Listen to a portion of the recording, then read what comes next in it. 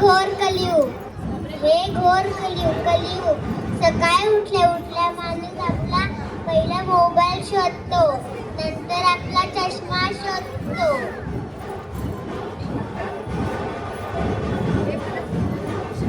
या घे दाबण घे, पोट काळमणी काजळ घे, घे ग बाई घे तुझ्या गुरगुंड्याला घे, तुझ्या गुरगुंड्याला घे. काय भाकरचे तुकडा असते दे ग बाई दे.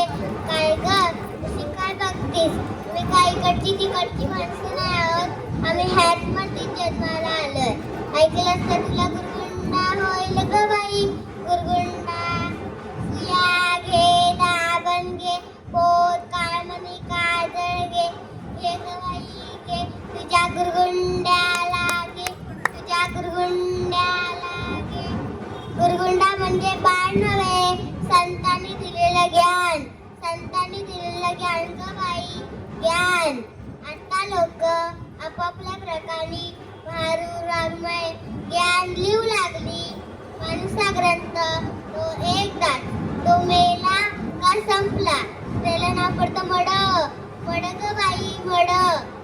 म्हणून म्हणते माणसाने माणुसकी सारखं राहावं, माणसाने माणुसकी सारखं राहावं.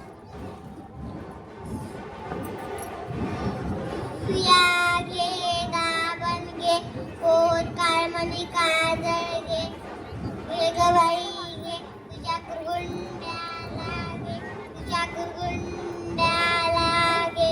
देवाने 8 अवतार घेऊन बौद्ध कलंकी अवतार घेतला. आता कलियुग चालू ग बाई, कलियुग. आता या कलियुगात आई बाळाला मोबाईल आणि दुधाची बाटली देते, शाळेत जाताना पाण्याची बाटली देते, कॉलेजला जाताना बाळ थम्सअपची बाटली घेतो. आता तू पुढे विचार कर, बाळ कसली बाटली घेईल. म्हणून म्हणते ग बायनू, पोराबाळांकडे लक्ष द्या, पोराबाळांकडे लक्ष द्या. बाळ वाईट मार्गाने जाऊ नये.